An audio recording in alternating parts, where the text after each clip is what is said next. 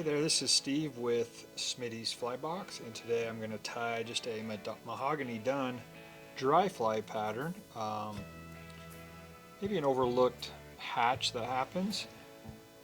They're a little more of a brown color, and they'll hatch out west out here, but also in the eastern part of the US. So I thought I would just share just a simple pattern, and this pattern actually would work well for any, like a blueing olive or a PMD, any sort of mayfly hatch. You just change the color of dubbing or hackle is all. So what I'm going to do is for the wing is I'm going to put on use a CDC feather. So I'm going to take two of these, two CDC feathers, and just kind of preen them down together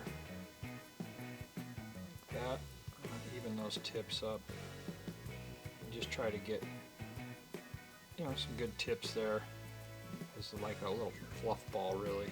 And I want the wing to be about the length of the hook shank, so once I have that measurement, I'm just going to make a couple wraps right there, that 2/3 spot. If you need to, you can kind of slide it a little bit smaller, like that. And clip off that excess, and then I can just tie down those butts. I'm actually going to stand up that feather again, just about 2/3 up the hook shank, about right there. So let's just make a few wraps in front, and just to kind of stand that up like a little post, really. All right, now for the tail, I've just got some microphybettes, and so I'm going to take two of those and just build a little fork tail there. So again, I want that tail to be about the length of the hook shank, so once I have that measurement there, I will pinch it right on top and just let that kind of roll up on top right there. And we'll tie that down all the way back here to the base or the end of our hook. And they should kind of splay out. One little trick you can do is just bring your thread up between them, like that.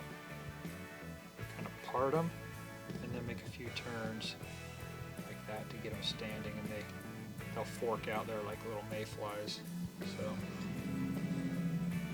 all right, now I can trim off this excess here, and I've got the tail. I'm trying to just maintain somewhat of a tapered body. I'm going to go right back to the base of our tail right there, and that's where I'm going to dub the body with this mahogany colored dubbing. So you want to go pretty light. All I'm doing really is just trying to lightly coat that thread, and this is just micro dry fly dubbing. So now I'm going to just build a slight tapered body, working my way up to the base of that CDC wing.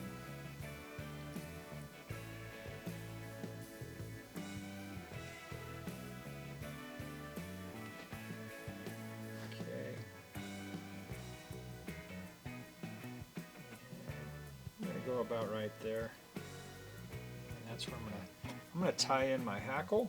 This is not gonna be heavily hackled. I just stripped one side of my hackle feather there, and I'm gonna tie that in. I notice I probably overdubbed that a little bit. I'll come back and cover that up after I've secured that, and now we'll just continue dubbing up in front. I'll make a few turns behind the wing, and then we'll come in front like so. So this will be the thickest part of the fly. I'm just going to hold that back and build a little bit right there in front, like so. I can take this hackle, and we're going to make just probably 2 turns behind, 1, 2, and then let's just move that wing back, and we'll make a couple of turns spacing it out in front, and then we can hold that straight up in the air, and we'll drop our thread over with my left hand there about 2 or 3 times. Then I can trim off this excess, and we'll just kind of hold everything back out of the way. And one thing you can do I'm going to add just one tiny ball of dubbing there just to help clean that up.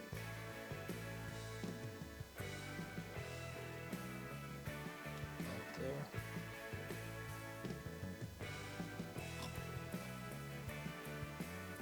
Try not to crowd my head too much.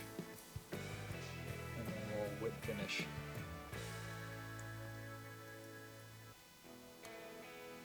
Now one final step here before we whip finish